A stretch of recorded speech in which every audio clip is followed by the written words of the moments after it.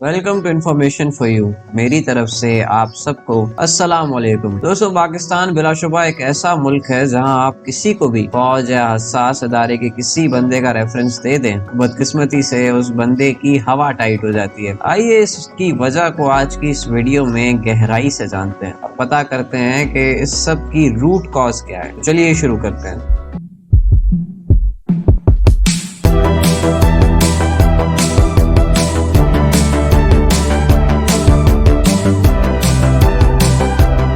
दोस्तों, फौज और दिफाई इदारों के इतने ज्यादा ताकतवर और इन्फ्लुएंशियल होने की रूट कॉज अगर देखी जाए तो वो है इंडिया। जी हाँ, बिल्कुल सही सुना आपने। हिंदुस्तान ही इसकी सबसे बड़ी और बुनियादी वजह है। हुआ कुछ यूं कि जब पाकिस्तान नया नया वजूद में आया तो इसके 3 महीनों के अंदर ही हिंदुस्तान और पाकिस्तान में जंग छिड़ गई। यही वजह है कि इसके बाद जंगी सूरत-ए-हाल पैदा होने की सूरत में पाकिस्तान अपनी फौज को ज्यादा से ज्यादा मजबूत करने लगा और बजट का 90-90% तक का हिस्सा दिफा पर खर्चा जाने लगा। यही वजह है कि फौज बजट्स का इतना बड़ा हिस्सा खाने की वजह से ताकतवर होती चली गई और आज तक 4 मार्शल लॉज देखने को मिले हैं। और general Ayub Khan, general Yahya Khan, general Ziaul Haq और जनरल परवेज मुशर्रफ पाकिस्तान के डिक्टेटर्स रह चुके हैं। इन्होंने अपने अपने दौर में मुल्क के अंदर ऐसे इकदाम किए कि जिससे फौज का इन्फ्लुएंस बढ़ता चला गया। जैसे जनरल जिया ने पहले भुट्टो साहब को फांसी के फंदे पर लटका दिया और फिर आजादी सहाफत पर धावा बोल दिया और अपने दौर के कई सहाफियों को सच बोलने से रोक दिया। अखबारात में वही छापा जाने लगा जो छापने का इन्हें ऊपर से ऑर्डर था। फिर आया जनरल मुशर्रफ का दौर, जिन्होंने अपने सियासी मुखालिफिन पर पॉलिटिकल विक्टिमाइजेशन शुरू कर दी। आसिफ अली जरदारी को जेल में डाला गया और फिर जलावतन कर दिया गया। इसी तरह शहीद बेनजीर भुट्टो को जलावतन किया गया और पाकिस्तान आने पर इन्हें शहीद कर दिया गया। और यहाँ तक के शरीफ खानदान को भी सऊदी अरब में रहने पर मजबूर कर दिया गया। जनरल मुशर्रफ ने तो इसके साथ साथ सुप्रीम कोर्ट के जजेस को भी गिरफ्तार कराया और पूरे मुल्क में इमरजेंसी भी नाफिज की, जिसके दौरान इमरान खान को भी गिरफ्तार किया गया। इन इकदाम की वजह से जनरल मुशर्रफ पर आर्टिकल 6 लगा और इन्हें फांसी की सजा सुनाई गई, लेकिन ये सजा उन पर कभी भी लागू नहीं हुई क्योंकि वो उसके बाद कभी पाकिस्तान आए ही नहीं। इन सारे इवेंट्स ने फौज की इन्फ्लुएंस को बहुत ज्यादा स्ट्रेंथन करने में एक बहुत अहम किरदार अदा किया। दोस्तों, एक शख्स एक ओहदे पर ज्यादा अच्छे से और ज्यादा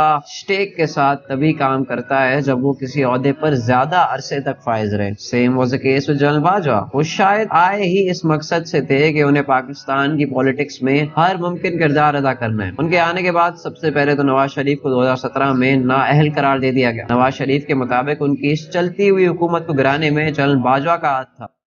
जनरल कमर जावेद बाजवा साहब, आपने हमारी अच्छी भली चलती हुकूमत को रुखसत करवाया। जजों से जोर जबरदस्ती से फैसले आपने लिखवाए। 2018 के इलेक्शंस में भी फौज की एक बहुत बड़ी मुदाखलत देखने को मिली। इस बात में तो कोई शक नहीं था कि पीटीआई के सपोर्टर्स तादाद में बाकी पार्टी से ज्यादा थे, लेकिन इतने भी ज्यादा नहीं थे कि जितने बना दिए गए थे। मुस्तफा कमाल और फारूक सत्तार जैसे लोगों को कौमी असेंबली की सीट जीतने से महरूम रखा गया था। इसके बाद पीटीआई को हुकूमत बनाने में भी पूरी मदद दी गई और पार्टीज को इनके साथ इत्तेहाद बनाने पर मजबूर किया गया। एस्टेब्लिशमेंट को शायद ये लगता था कि इमरान खान जो कि हुकूमत में नए थे, चुनाचे उनके हर हुक्म को मानने वाले थे। और ऐसा एक हद तक देखने को भी मिला जब जनरल बाजवा को एक्सटेंशन दे दी गई और हुकूमत और फौज एक ही पेज पर चलते रहे। इमरान खान साहब मुतादिद जगहों पर जनरल बाजवा की तारीफ करते रहे।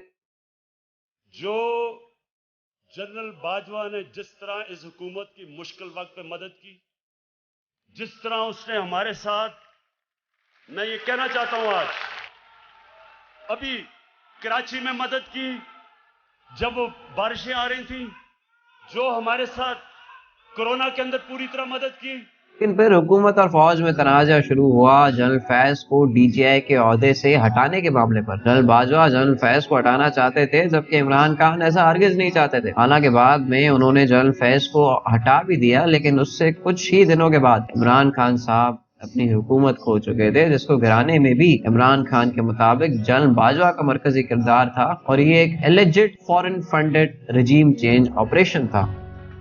उस हुकूमत को साजिश करके, बैरूनी साजिश का हिस्सा बन के कौन जिम्मेदार था?